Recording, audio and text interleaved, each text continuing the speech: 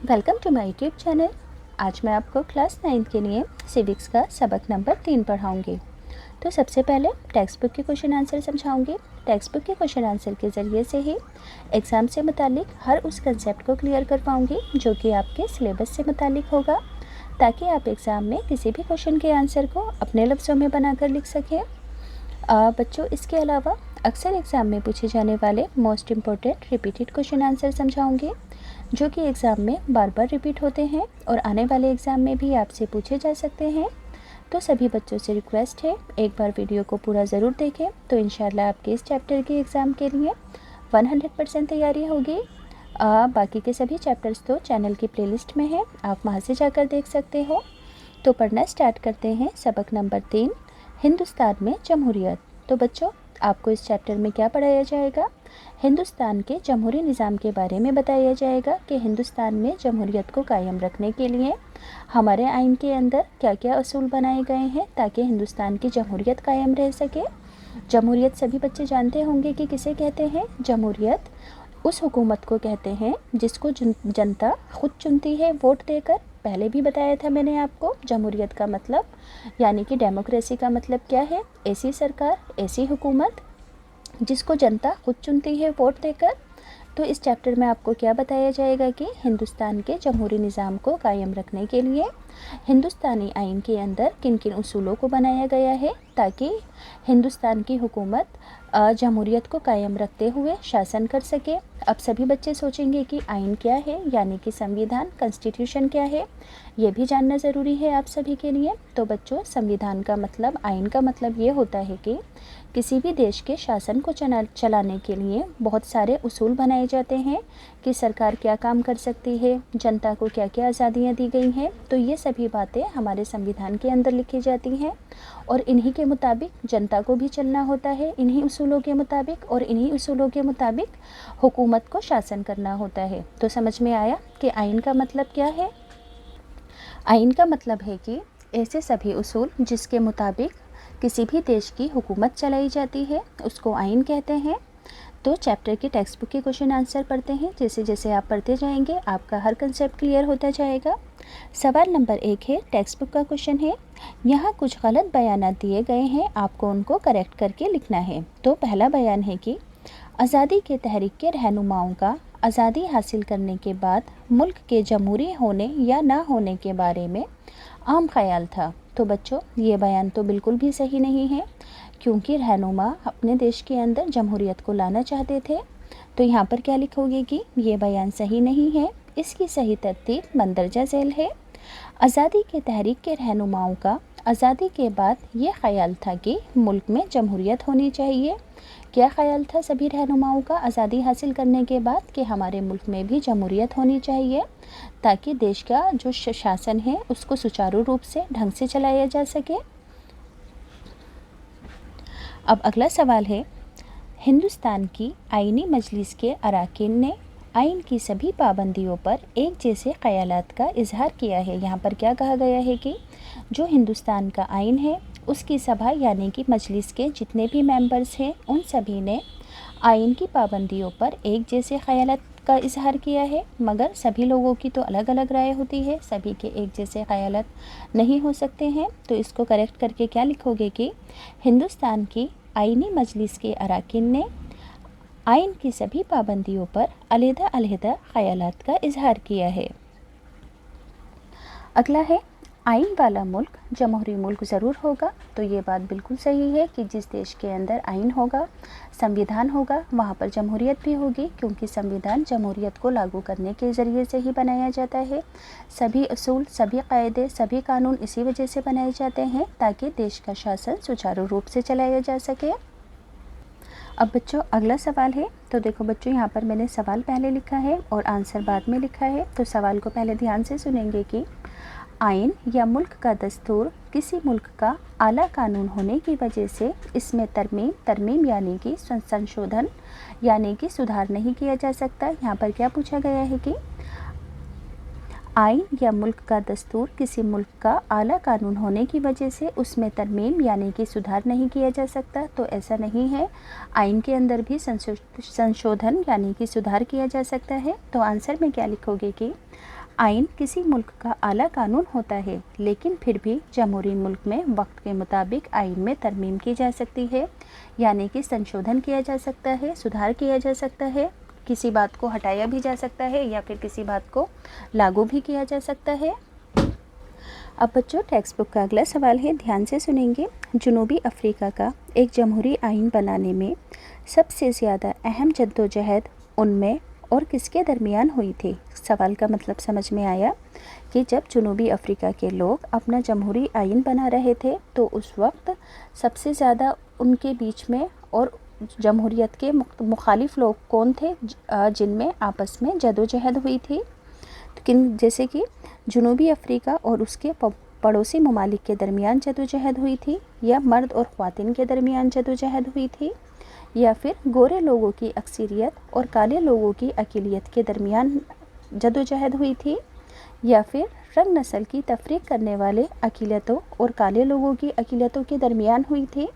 तो बच्चों दक्षिण अफ्रीका के अंदर, जनूबी अफ्रीका के अंदर गोरे लोगों की अक्सरियत और काले लोगों की अक़लियत के दरमियान जदोजहद हुई थी जमहूरी आइन बनाते वक्त जनूबी अफ्रीका का।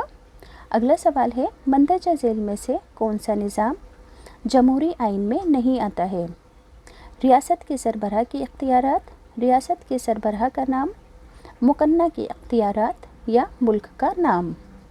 तो बच्चों रियासत के सरबराह का नाम जमहूरी आइन के अंतर्गत नहीं आता है, क्योंकि रियासत के सरबराह का नाम तो कुछ भी हो सकता है, ये उनका ज़ाती मामला है। अगला सवाल है, टेक्स्ट बुक का क्वेश्चन है, मंदरजा झेल रहनुमाओं और आइन साजी ने उनके रोल के दरमियान से मिलान करना है। देखो यहाँ पर रहनुमाओं का नाम दिया गया है और यहाँ पर ये बताना है कि इन रहनुमा ने आइन बनाते वक्त अपना क्या ताउन दिया था, क्या काम किया था। तो मोतीलाल नेहरू ने 1928 में आइन हिंद तैयार किया था। भीमराव अंबेडकर ने आइन की मसौरा कमेटी के सदर थे। राजेंद्र प्रसाद आइनी मजलिस के सदर बने थे। सरोजनी नायडू आइनी मजलिस की रुकन थी, यानी कि मेंबर थी। याद रहेगा कि मोतीलाल नेहरू कौन थे, क्या किया था उन्होंने आइन बनाते वक्त? 1928 में आइन हिंद तैयार किया था। भीमराव अंबेडकर ने क्या किया था? आइन की मसौरा कमेटी के सदर बने थे। राजेंद्र प्रसाद बेदी आइनी मजलिस के सदर थे, यानी कि आइनी सभा के सदर थे। सरोजनी नायडू कौन थी? आइनी मजलिस की रुकन थी, यानी कि मेंबर थी। टेक्स्ट बुक का अगला सवाल है, ध्यान से सुनेंगे। यहाँ आइन की खसूसियात यानी कि खासियतें दी गई हैं और उनके मतलब दिए गए हैं, आपस में सही मिलान करना है। तो ख़ुद मुख्तारी का मतलब क्या होता है? लोगों का फ़ैसला लेने का हक़ होता है कि वो अपनी ज़िंदगी से मुताल्लिक़ कोई भी फ़ैसला ले सकते हैं, इसे ख़ुद मुख्तारी कहते हैं। जमहूरिया का मतलब क्या होता है? मुल्क का सरबराह एक मुंतखब शहरी है। जमहूरिया का मतलब क्या हो गया कि मुल्क का जो सरबराह है, सदर है, वो एक चुना गया शहरी है, चुनाव के ज़रिए चुना गया है। भाईचारे का मतलब क्या है? लोग बहन और भाइयों की तरह रहें। सेक्युलर का मतलब क्या है? हुकूमत किसी भी मज़हब की हिमायत नहीं करती है। सेक्युलर का मतलब क्या है कि हुकूमत किसी भी मज़हब की हिमायत नहीं करती है। सभी लोगों को अपनी मर्ज़ी से कोई भी मज़हब इख्तियार करने की इजाज़त होती है जमहूरियत में। अगला सवाल है, यहाँ हिंदुस्तान को एक जमहूरिया बनाए जाने के बारे में मुख्तलिफ़ ख़यालात पेश किए गए हैं। आप इनमें से हर एक को कितनी अहमियत देना चाहेंगे? तो पहला ख़याल है कि हिंदुस्तान का आइन अंग्रेज़ों की देन है। हमने बरतानवी हुकूमत में नुमाइंदे मुक़न्नना इदारों के साथ काम करने की ट्रेनिंग हासिल की थी।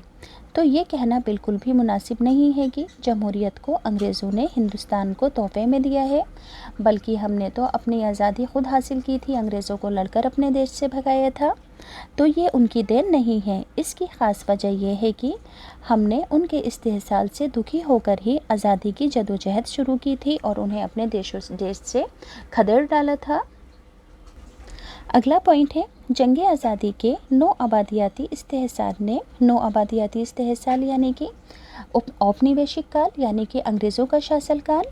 तो जंग आज़ादी के नौ आबादियाती इस्तेहसाल ने हिंदुस्तान को मुख्तलिफ़ किस्म की आज़ादियाँ ना देने को चैलेंज किया। ये बात बिल्कुल सही है, क्योंकि अंग्रेज़ों ने हमारा शोषण किया था, इस्तेहसाल किया था उन्होंने हमें बहुत परेशान किया था। तो ये बात बिल्कुल सही है कि जंग आज़ादी में हमारा इस्तेहसाल हुआ और हमारी आज़ादियों पर चैलेंज किया गया, पाबंदियां लगाई गई, इसलिए हम उसके ख़िलाफ़ लड़े। बाल गंगाधर तिलक जैसे रहनुमा ने कहा था कि आज़ादी मेरा पैदाइशी हक है और मैं इसे लेकर रहूँगा। ये बात किसने कही थी? बाल गंगाधर तिलक ने कही थी कि आज़ादी मेरा पैदाइशी हक है और मैं इसे लेकर रहूँगा। इस नारे ने हिंदुस्तान को आज़ादी की जदोजहद का सबक दिया था। इस नारे ने हिंदुस्तान को किस चीज़ का सबक दिया था? आज़ादी की जदोजहद का सबक दिया था। अगला सवाल है, ध्यान से सुनेंगे। जमहूरियत के हामी रहनुमाओं को तलाश करने के मामले में हम खुशनसीब रहे। हाल ही में आज़ाद होने वाले कई दीगर ममालिक में जमहूरी हुकूमत का न बनना वहाँ के रहनुमाओं की अहमियत को वाज़ा करता है। तो जवाब होगा कि हमारे यहाँ जमहूरी ख़यालात वाले और दूर अंदेश रहनुमा मौजूद थे। दीगर ममालिक में ऐसे रहनुमा नहीं थे, जिस वजह से वहाँ पर जमहूरियत को लागू करना आसान नहीं हो पाया और अभी भी दूसरे मुल्कों के अंदर बादशाहत चलती है। मगर हमारे यहाँ ऐसे रहनुमा थे जो कि दूर अंदेश थे और जमहूरियत की अहमियत को समझते थे। इसी वजह से हमारे देश में जमहूरियत लागू होने में आसानी हो पाई और हम जमहूरियत के अंदर अब जी रहे हैं, क्योंकि हिंदुस्तान के अंदर अभी भी जमहूरियत लागू है। अगला सवाल है कि आइन के बारे में मंदरजा झेल बयानात का मुताला कीजिए और इनमें से हर एक के लिए वजह बतानी है कि ये वजह सही है या फिर गलत है। तो आइन के असूलों के हकूक़ किसी दीगर कानून के जैसे हैं। तो ये बिल्कुल सच है कि आइन के अंदर जितने भी असूल दिए गए होते हैं वो एक तरह से कानून के अंतर्गत ही आते हैं। तो यहाँ पर लिखोगे कि ये सच है कि इसकी वजह ये है कि मुल्क के आइन के मुताबिक ही उस मुल्क के दीगर कानून बनाए जाते हैं। याद रहेगा कि ये बात बिल्कुल से सच है कि आइन के मुताबिक ही सारे के सारे कायदे कानून बनाए जाते हैं। तो एग्ज़ाम में क्या लिखोगे कि इसकी वजह यह है कि मुल्क के आइन के मुताबिक ही किसी भी मुल्क के दीगर कानून बनाए जाते हैं। आइन हुकूमत के मुख्तलिफ अज़ा की तश्कील के तरीक़ों की निशानदेही करता है। सवाल का मतलब समझ में आया कि यहाँ पर क्या कहा गया है कि आइन जो है हुकूमत के मुख्तलिफ़ पार्ट्स की तश्कील करता है, उनको बनाता है, उनके ज़रिए ही निशानदेही होती है, आइन के ज़रिए ही। तो बच्चों ये बात भी बिल्कुल सच है कि आइन के मुताबिक ही किसी भी देश का शासन चलाया जाता है, आइन के मुताबिक ही हुक्मरानी की जाती है जमहूरियत के अंदर। तो यहाँ पर लिखोगे कि ये बात भी बिल्कुल सच है कि कोई भी हुकूमत आइन में शामिल तरीक़ेकार से अलहदा होकर तश्कील नहीं दी जा सकती है, यानी कि आइन के ख़िलाफ़ जाकर कोई भी हुकूमत नहीं बनाई जा सकती है। आइन के मुताबिक ही हर हुकूमत को बनाया जाता है, उसका हर निज़ाम बनाया जाता है, हर असूल बनाया जाता है। अगला सवाल है, शहरियों के हकूक़ और हुकूमत के हकूक़ के हदूद आइन में शामिल हैं। तो ये बयान भी बिल्कुल सही है कि आइन के अंतर्गत शहरियों के जितने भी हदूद हैं, जितनी भी लिमिट्स हैं, वो दी गई हैं कि इतनी लिमिट्स तक आवाम को इख्तियारात दिए गए हैं और हुकूमत की भी लिमिट्स तय की गई हैं। तो यहाँ पर क्या लिखोगे आप? तो ये बात भी बिल्कुल सच है कि हुकूमत शहरियों के हुकूकों को ख़त्म नहीं कर सकती है, क्योंकि जो हुकूक शहरियों को आइन में दिए गए हैं उनको ख़त्म करने का इख्तियार हुकूमत के पास हरगिज़ नहीं है। अगला सवाल है, एक आइन काम के बारे में है, उसूलों के बारे में नहीं है। तो ये बयान भी सही है, क्योंकि हमारे आइन की तमहीद सबसे पहले आइन में शामिल की गई क़दरों और उसूलों पर ही रोशनी डालती है। बच्चों यहाँ पर क्या कहा गया है कि एक आइन काम के बारे में है, असूलों के बारे में नहीं। तो इसका मतलब ये है कि जो आइन का स्टार्टिंग का इंट्रोडक्शन है उसके अंदर क्या लिखा गया है, जो कि आइन की तमहीद है। तो सबसे पहले उसमें आइन में शामिल की गई क़दरों और उसूलों पर ही रोशनी डालता है, यानी कि इंट्रोडक्शन देता है कि किसी भी नागरिक के क्या क्या कर्तव्य हैं, वो किस किस काम को किस किस तरह से करेंगे। अब बच्चों अक्सर एग्ज़ाम में पूछे जाने वाले most important repeated question answer हैं, सभी बच्चे ध्यान से सुनेंगे। वहदानी निज़ाम हुकूमत का क्या मतलब है? तो इसका मतलब क्या होता है? ऐसा निज़ाम जिसके अंदर सारे ही इख्तियारात मरकज़ी हुकूमत के पास होते हैं, यानी कि केंद्र सरकार के पास होते हैं, उसे वहदानी निज़ाम हुकूमत कहते हैं। तो बच्चों एग्ज़ाम में क्या लिखोगे कि ऐसा निज़ाम हुकूमत जिसमें तमाम तर इख्तियारात मरकज़ के पास यानी कि केंद्र सरकार के पास होते हैं और मरकज़ अपनी मर्ज़ी से सूबों को इख्तियारात फराहम करता है, ऐसा निज़ाम हुकूमत वहदानी निज़ाम हुकूमत कहलाता है। याद रहेगा कि वहदानी निज़ाम हुकूमत का मतलब क्या है, वो सभी इख्तियारात मरकज़ यानी कि केंद्रीय सेंट्रल गवर्नमेंट के पास होते हैं, केंद्र सरकार के पास होते हैं और केंद्र सरकार अपनी मर्ज़ी के मुताबिक ही सूबों को इख्तियारात फराहम करती है, तो ऐसी सरकार को वहदानी निज़ाम हुकूमत कहते हैं। अगला सवाल है, हिंदुस्तान में मरकज़ी मुक़न्ना के कितने ऐवान हैं? तो देखो, हिंदुस्तान में मरकज़ी मुक़न्ना के 2 ऐवान हैं, राज्य सभा और लोक सभा हैं। अगला सवाल है, 1976 में आइन में कौन कौन से नए लफ्ज़ों को जोड़ा गया? तो 1976 में दस्तूर हिंद के अंदर समाजवादी और सेक्युलर और मुल्क की सलामियत वगैरह लफ्ज़ों को जोड़ा गया। कौन कौन से लफ्ज़ों को, नए लफ्ज़ों को जोड़ा गया? समाजवादी, सेक्युलर और मुल्क की सलामियत वगैरह लफ्ज़ों को जोड़ा गया। दस्तूर में तरमीम का मतलब क्या है? तो दस्तूर में तरमीम का मतलब होता है आइन में संशोधन करना, यानी कि सुधार करना, यानी कि वक्त के मुताबिक या तो किसी चीज़ को हटा देना या वक्त के मुताबिक किसी चीज़ को ऐड कर देना। तो दस्तूर में तरमीम का मतलब है तब्दीली से है, यानी कि चेंज से है, संशोधन से है, सुधार से है। अगला सवाल है, ख़ुद मुख्तारी से क्या मुराद है? क्या हिंदुस्तान एक ख़ुद मुख्तार रियासत है? तो बच्चों, ख़ुद मुख्तारी का मतलब इसका मतलब है कि बैरूनी कंट्रोल से आज़ाद होना, यानी कि बाहरी कंट्रोल से आज़ाद होना, किसी भी मुल्क पर किसी भी बाहरी मुल्क का कोई कंट्रोल ना होना, तो इसे ख़ुद मुख्तार होना कहा जाता है। तो हिंदुस्तान हमारा एक ख़ुद मुख्तार मुल्क है क्योंकि हमने आज़ादी हासिल कर ली है, हमारे देश में जमहूरियत लागू है। तो यहाँ पर क्या लिखोगे कि ख़ुद मुख्तारी से मुराद है मुकम्मल तौर पर आज़ाद वो रियासत जो बैरूनी कंट्रोल से आज़ाद हो। तो हिंदुस्तान एक ऐसा ही ख़ुद मुख्तार मुल्क है क्योंकि हमारे ऊपर किसी बाहरी मुल्क का कोई भी कंट्रोल नहीं है, हमारा देश अपने आप ही अपने सारे काम करता है। अगला सवाल है, हिंदुस्तान एक सेक्युलर रियासत किस तरह से है? 2 मिसालें देकर बतानी है। तो 2 मिसालें मंदरजा झेल हैं। क्यों? पहली मिसाल तो ये है कि हिंदुस्तान का कोई भी मज़हब नहीं है, यानी कि यहाँ की रियासत का कोई भी मज़हब नहीं है और यहाँ पर सभी लोगों को अपनी मर्ज़ी से कोई भी मज़हब इख्तियार करने की इजाज़त दी गई है। तो एग्ज़ाम में लिखोगे कि हिंदुस्तान का कोई भी सियासी या रियासती मज़हब नहीं है, रियासत किसी ख़ास मज़हब में यकीन नहीं रखती, शहरी अपनी मर्ज़ी से कोई भी मज़हब इख्तियार कर सकता है। अगला सवाल है, हिंदुस्तानी आइन में समाजवाद को क्यों अपनाया गया है? याद रखोगे कि हिंदुस्तानी आइन में समाजवाद को क्यों अपनाया गया है। समाजवाद का मतलब क्या होता है? समाजी और माशी बराबरी। याद रखोगे, समाजवाद का मतलब है समाजी और माशी यानी कि पैसों से रिलेटेड बराबरी।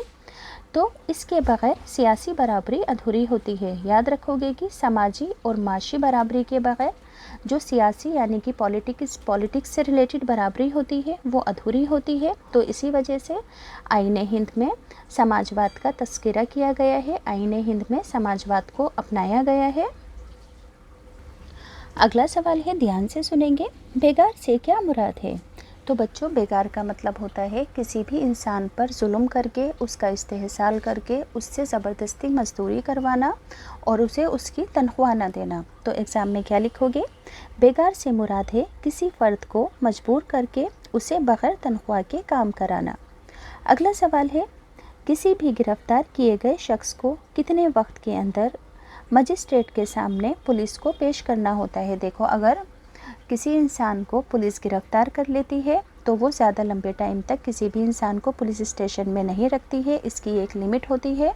पुलिस वालों को उस मुजरिम तो नहीं कह सकते, जिस इंसान को पकड़ के रखा होता है जेल में, कुछ घंटों की लिमिट के अंदर मजिस्ट्रेट के आगे यानी कि जज के सामने प्रस्तुत करना होता है। तो आंसर में लिखोगे 24 घंटे के अंदर अंदर गिरफ़्तार किए गए किसी भी शख्स को मजिस्ट्रेट के सामने पेश करना ज़रूरी होता है। अगला सवाल है, आप कैसे कह सकते हैं कि आइन की तमहीद कानूनी तौर पर आइन का हिस्सा नहीं है? क्योंकि तमहीद क्या है? इंट्रोडक्शन है। तो देखो, आइन में तमहीद में बयान किए गए मकासद हुकूमत के ज़रिए पूरे न किए जाने पर अदालत में दावा पेश नहीं किया जा सकता है, इसलिए कहा जा सकता है कि तमहीद कानूनी तौर पर कानून का हिस्सा नहीं है, क्योंकि उसके अंदर तो वचन वगैरह लिखे होते हैं अपनी देश की वफादारी के प्रति। अगला सवाल है, लफ्ज़ खुद मुख्तार से क्या मुराद है? तो आंसर में लिखोगे, खुद मुख्तार से हमारा मतलब ये है कि हिंदुस्तान अंदरूनी और बैरूनी कंट्रोल से मुकम्मल आज़ाद है। अंदरूनी का मतलब है हिंदुस्तान के अंदर किसी भी अंदरूनी राजा का प्रभुत्व नहीं है, क्योंकि यहाँ पर जमहूरियत है। और बैरूनी कंट्रोल का मतलब है कि हिंदुस्तान पर किसी बाहरी मुल्क का कोई कंट्रोल नहीं है।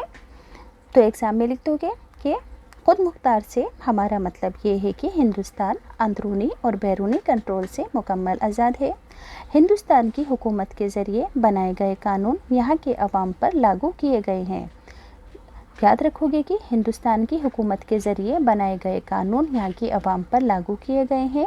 कोई भी शहरी इन कवानीन के ख़िलाफ़ नहीं जा सकता है। अगर कोई ऐसा करता है तो उसे सज़ा दी जाती है। ख़ारजा मामलात में हिंदुस्तान मुकम्मल तौर पर आज़ाद है। कोई बैरूनी ताकत इस पर ना तो इस पर किसी बैरूनी ताकत का दबाव है और ना ही कोई बैरूनी ताकत इस पर दबाव डाल सकती है, और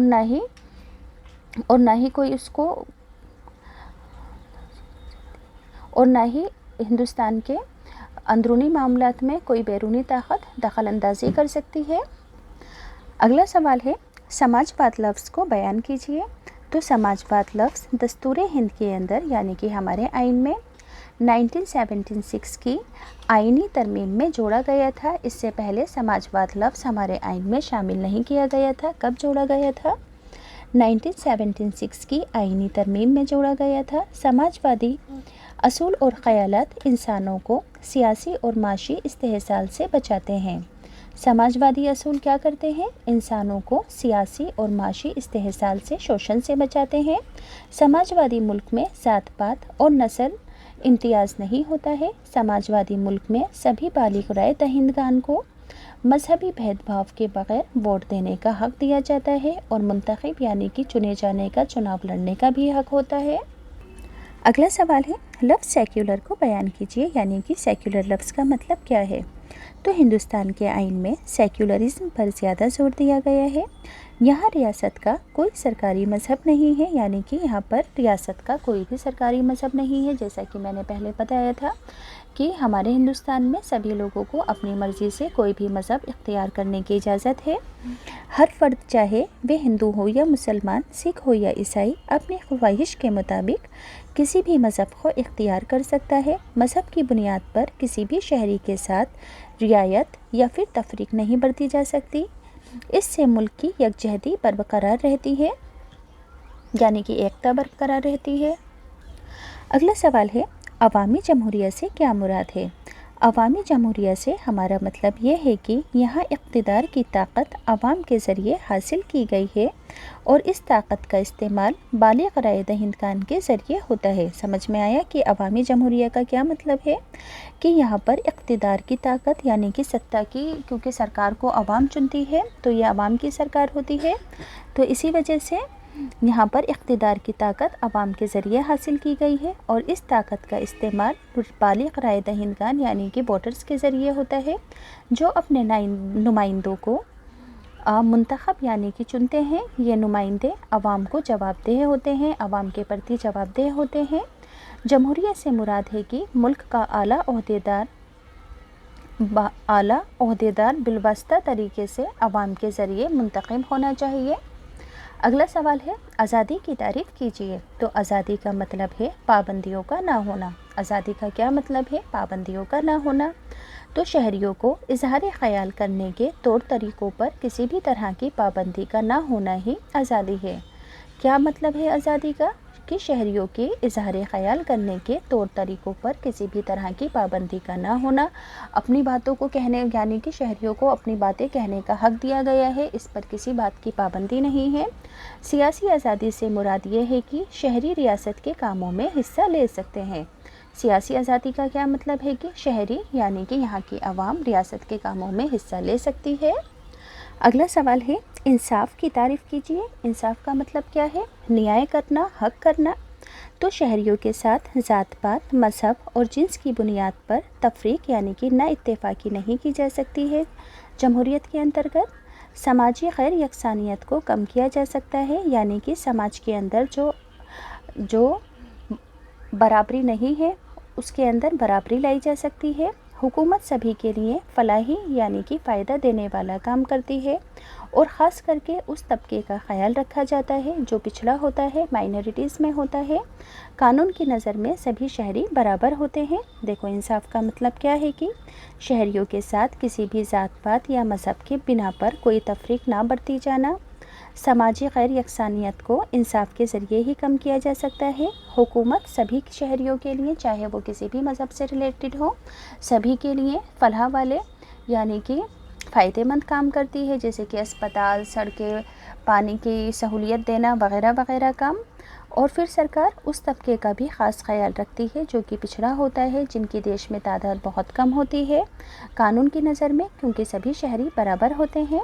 مساوات یعنی کہ برابری کی تعریف کیجیے، تو قانون کی نظر میں سبھی کو برابر سمجھنا، روایتی نا برابری کا خاتمہ کرنا اور سبھی لوگوں کو یکساں کام کرنے کی یکساں موقعوں کی گارنٹی دینا ہی مساوات ہے۔ یاد رہے گا کہ قانون کی نظر میں سبھی کو برابر سمجھنا، روایتی نا برابری کا خاتمہ کرنا اور سبھی کو یکساں ملازمتوں یا کاموں کی گارنٹی دینا ہی مساوات یعنی کہ برابری کہلاتا ہے۔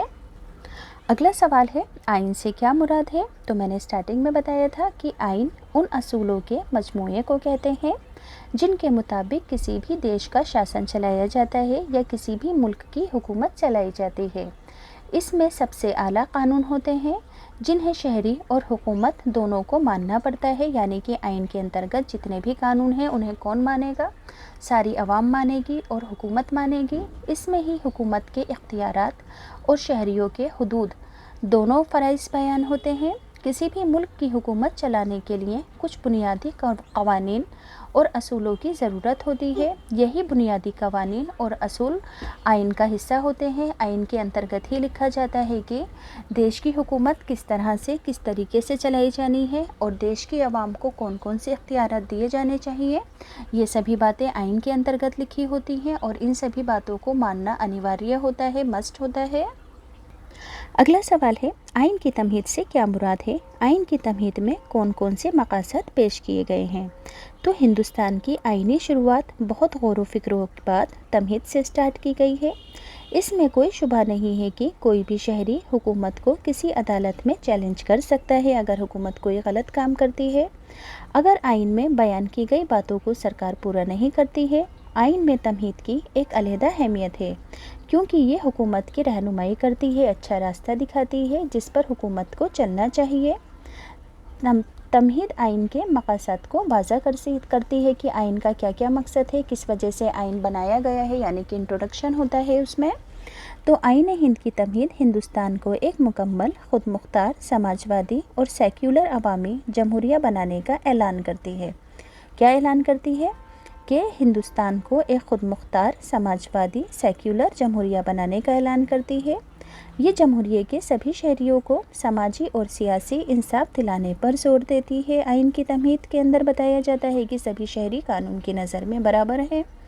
یہ شہریوں کو ہر قسم کی آزادی جیسے کہ اظہار خیال، مذہب اور عبادت کی آزادی حاصل کرنے کا مقصد بھی پیش کرتی ہے۔ یہ ہر ایک شہری کو برابر موقع مہیا کرانے اور اس کی عزت و وقار کو قائم رکھنے کی یقین دہانی دلاتی ہے۔ بچوں تمہید کا مطلب کیا ہوتا ہے؟ آئین کا انٹروڈکشن ہوتا ہے، اس کے آئین کے بارے میں سب باتیں بتائی جاتی ہیں کہ آئین کا مقصد کیا ہے، آئین کے ذریعے دیش کو، لوگوں کو کیا کیا فائدے ہوگا، ان سب باتوں کو آئین کے انترگت ہی تمہید کے انترگت ہی بتایا جاتا ہے۔ اگلا سوال ہے ہندوستانی آئین کی 4 خاصیتیں بتانی ہیں۔ تو ہندوستان کا آئین تحریری طور پر دنیا کا سب سے بڑا آئین ہے، یعنی کہ تحریری یعنی کہ لکھاوٹ کے طور پر۔ آئین کے ذریعے ہندوستان کے شہریوں کے بنیادی حقوق اور فرائضوں کو بیان کیا گیا ہے۔ کس کے ذریعے بیان کیا گیا ہے؟ عوام کی بنیادی حقوق اور فرائضوں کو بیان کیا گیا ہے۔ ہندوستان کا آئین سخت اور لچیلے دونوں کا ہی آمیزہ ہے۔ آئین ہند کی ابتدا میں تمہید دی گئی ہے جو آئین کی حقیقت کی طرف اشارہ کرتی ہے۔ یاد رہے گا کہ آئین ہند کی ابتدا یعنی کہ شروعات میں تمہید دی گئی ہے جو کہ آئین کی حقیقت کی طرف اشارہ کرتی ہے۔ اگلا سوال ہے نیلسن منڈیلا پر ایک مختصر نوٹ لکھیے۔ تو جنوبی افریقہ میں انگریزوں کی حکومت کے ذریعے بغاوت کا الزام لگا کر نیلسن منڈیلا اور ان کے ساتھ دیگر رہنماؤں کو 1964 میں عمر قید کی سزا دی گئی تھی۔ دیکھو بچوں، نیلسن منڈیلا کون تھے؟ وہ جنوبی افریقہ کے اندر ایک کالے انسان تھے۔ تو جنوبی افریقہ کے اندر کالے لوگ مائنورٹیز میں تھے، بہت کم تھے، تو انگریز ان کو بے عزت کرتے تھے، ان کو پریشان کرتے تھے، ان کو کوئی حق نہیں دیتے تھے۔ تو نیلسن منڈیلا نے ان سبھی ظلموں کے خلاف آواز اٹھائی تھی، جس وجہ سے وہاں کی سرکار نے نیلسن منڈیلا اور ان کے 7 ساتھیوں کو 1964 میں عمر قید کی سزا دی تھی۔ انہیں اپنے ملک میں نسلی تفریق پر مبنی حکومت کی مخالفت کرنے کے لیے سزا دی گئی تھی، کیونکہ انہوں نے حکومت کے خلاف آواز بلند کی تھی۔ انہوں نے 27 سال جیل میں گزارے تھے نیلسن منڈیلا نے۔ اگلا سوال ہے بالغ رائے دہندگی سے کیا مراد ہے؟ تو بالغ رائے دہندگی سے مراد ہے کہ 18 سال کے زیادہ عمر کے سبھی شہریوں کو ووٹ دینے کا حق دیا گیا ہے ہمارے دیش میں۔ تو خود مختاری کا مطلب کیا ہے؟ ابھی بتایا تھا۔ ہندوستانی آئین میں سیکولرزم پر یہ بھی بتا دیا تھا۔ ہندوستان کے آئین میں دی گئی فہرستوں کے بارے میں مختصر طور پر بتانا ہے۔ تو ہندوستان کی آئین میں اختیارات کو واضح طور پر تقسیم کیا گیا ہے، پارٹس میں ڈیوائیڈ کیا گیا ہے۔ دستور میں حکومت کے ان اختیارات کو مختلف عنوانات یعنی کہ ناموں کے تحت الگ الگ فہرستوں میں تقسیم کیا گیا ہے، جیسے کہ یونین لسٹ، ریاستی فہرست، مشترکہ فہرست۔ تو یونین لسٹ کے اندر 97 موضوعات ہیں، ریاستی فہرست کے اندر 66 ہیں اور مشترکہ فہرست کے اندر 47 موضوعات شامل کیے گئے ہیں۔ یاد رکھو گے، امپورٹنٹ کوشچن ہے۔ یونین لسٹ میں 97 موضوعات، ریاستی فہرست میں 66 موضوعات اور مشترکہ فہرست میں 47 موضوعات ہیں۔ یونین لسٹ کے اندر کیا کیا ہے؟ خارجی معاملات، کرنسی اور ریلوے یعنی کہ ودیش سے سمبندھت معاملات سارے کے سارے۔ ریاستی فہرست میں کون کون سے معاملات ہیں؟ مقامی انتظامیہ، قانون اور صحت عاملہ۔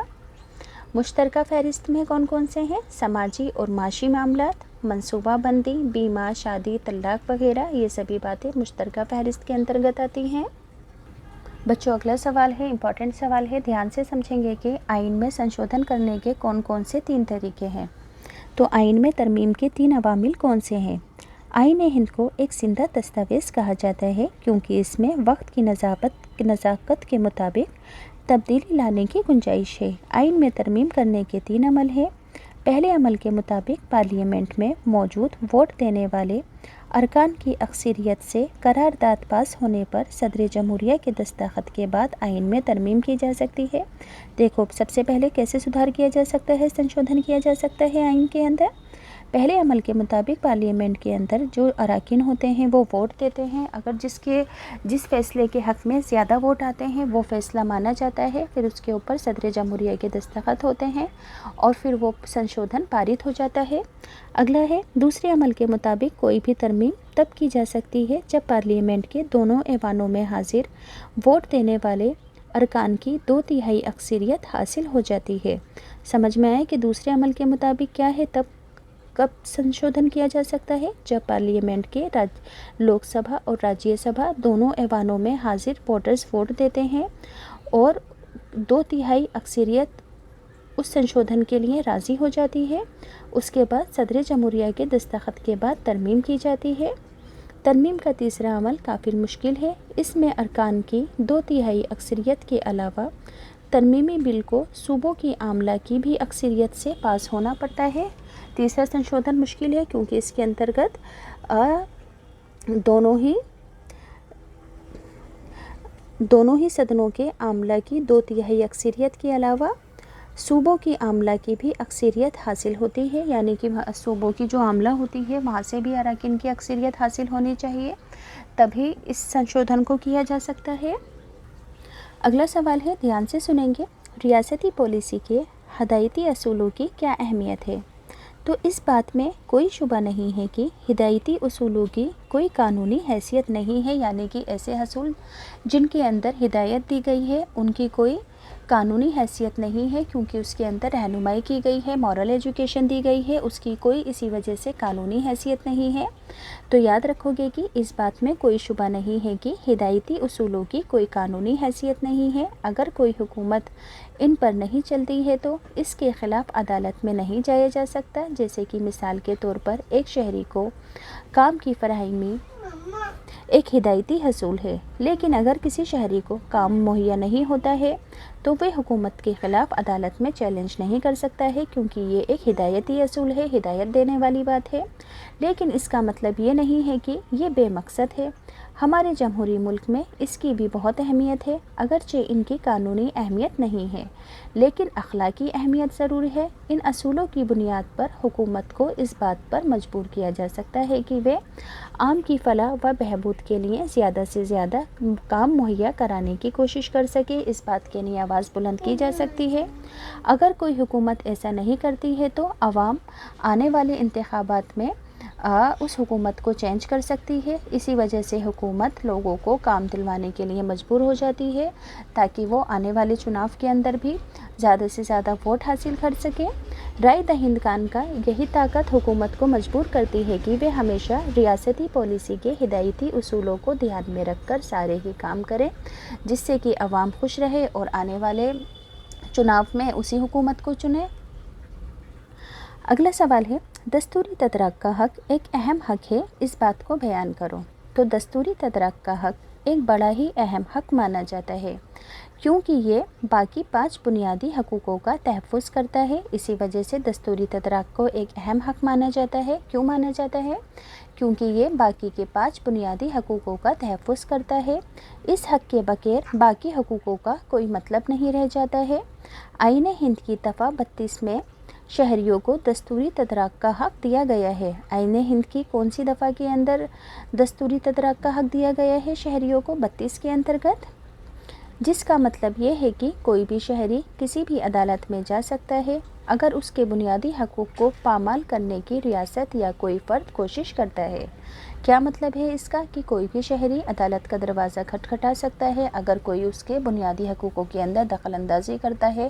سرکار یا پھر کوئی شہری، اگر کوئی حکومت زبردستی بے انصافی کر کے طریقے سے کسی فرد کو حراست میں لے لیتی ہے یا اسے سزا دیتی ہے تو دستوری تدارک کا حق اسے یہ تحفظ دیتا ہے اور ایسا فرد حکومت کے ذریعے کی گئی ناانصافی کے خلاف عدالت میں انصاف کی مانگ کر سکتا ہے۔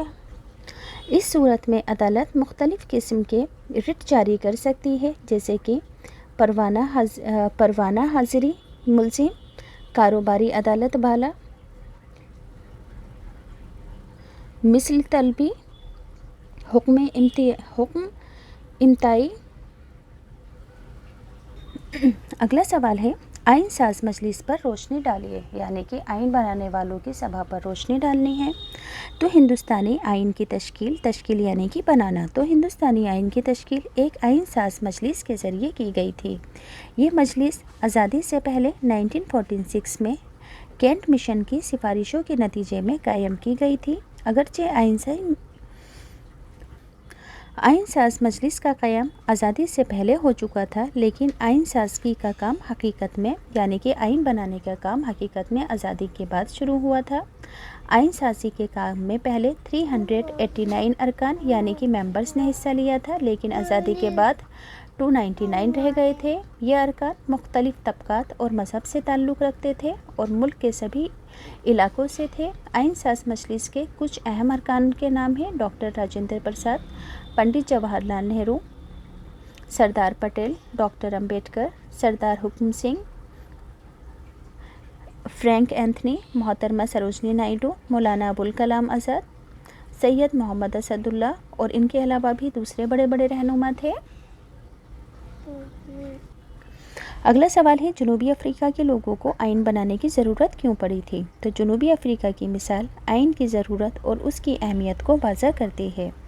اس نئی جمہوریت میں استحصال کرنے والے اور مظلوم آپس میں مل جل کر رہنے کی بات کر رہے تھے۔ एक दूसरे पर यकीन करना उनके लिए आसान नहीं था। वो एक दूसरे से घबराए हुए थे। इसी वजह से जुल्म करने वाले और मज़लूम दोनों ही मिलकर आइन बनाना चाहते थे ताकि दोनों की हिफाजत हो सके। ये लोग अपने अपने मुफादात का तहफ़्फ़ुज़ चाहते थे। काले लोग जो अक्सरियत में थे इस बात की गारंटी चाहते थे कि उनकी हुकूमत के जमहूरी उसूलों के साथ किसी तरह का समझौता नहीं किया जाएगा। ये लोग नामुनासिब और तहरीरी और माशी हकूक़ चाहते थे। गोरों की अकीलत अपने हुकूक और अपनी मलकियत का तहफ़्फ़ुज़ कराना चाहती थी। इसलिए दोनों ने ही देश के अंदर आइन बनाकर जमहूरियत को लागू करना ही अपने लिए फ़ायदेमंद समझा था। तो बच्चों, यहाँ से ये चैप्टर पूरी तरह कंप्लीट होता है। अगर आपको अच्छे से समझ में आया हो तो प्लीज़ चैनल सब्सक्राइब करना, वीडियो को लाइक करना, दोस्तों के साथ शेयर भी ज़रूर करना।